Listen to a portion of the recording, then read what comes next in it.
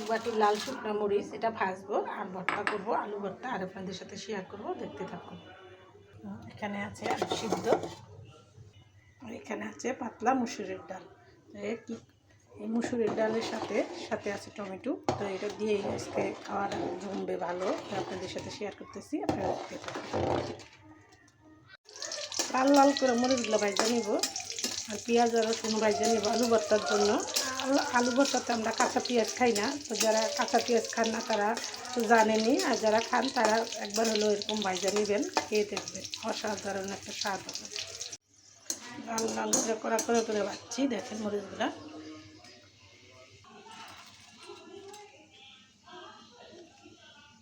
দিয়ে দিব রসুন কুচি, দিয়ে দিব পেঁয়াজ কুচি।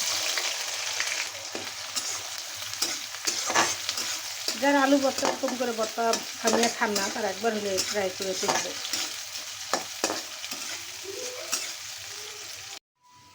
পেঁয়াজটা বেরেস্তা করা হয়ে গেছে, আপনি উঠিয়ে নেব আলু ভর্তা করার জন্য।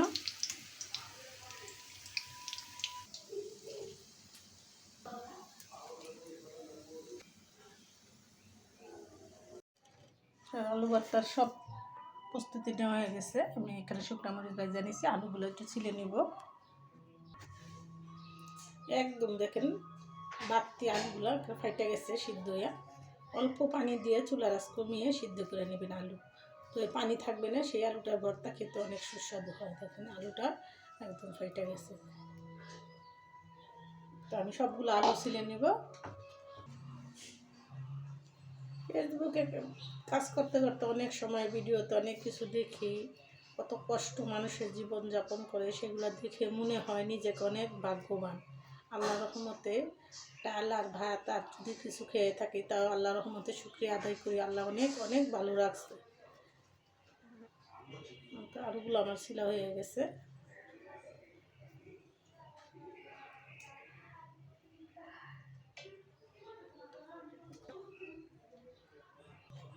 এখানে কত সুন্দর ফেটে গেছে, এগুলো বাড়তি হয়ে গেছে আলু, তার জন্য সিদ্ধ করলে ফেটে যায়। সিল তো খুব স্বাদ আলু সবসময় চুলকা সহ সিদ্ধ করে ভর্তা করবেন, দেখবেন স্বাদ অন্যরকম। আর চুলকা যদি আগে ছিলে ফেলে দেয় তাহলে আলু ভর্তাটা পানসা পানসা লাগে। আমি যাই কিছু করি আপনাদের সাথে ফুল ভিডিওটা শেয়ার করলাম, যাই কিছু করি আপনাদের সাথে শেয়ার করি। আপনারা আমার ভিডিওগুলো ভালোবাসেন আমি জানি। দেখেন কত সুন্দর।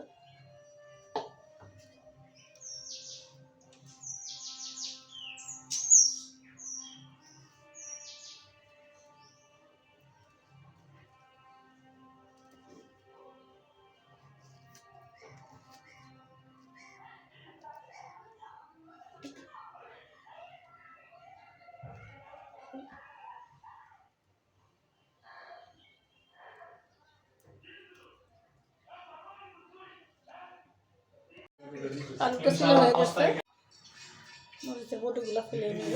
আর নিয়ে নেব সামান্য একটু লবণ, নিয়ে দিলাম স্বাদ মতো লবণ।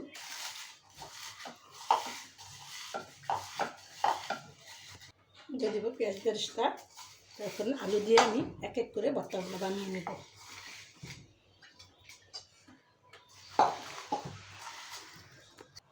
আমার ভর্তাটা মাখা হয়ে গেছে, এখন পেঁয়াজ বেরেস্তাটা উপরে দিয়ে দিব। এগুলো আমার আলু ভর্তা। এই আলু ভর্তাটা আমি কী উপকরণ দিয়ে কীভাবে বানালাম সম্পূর্ণটা আপনাদের সাথে শেয়ার করলাম। আপনাদের বানিয়ে খাবেন। আর ভিডিওটা বড় না করে এখানে রেখে দিলাম।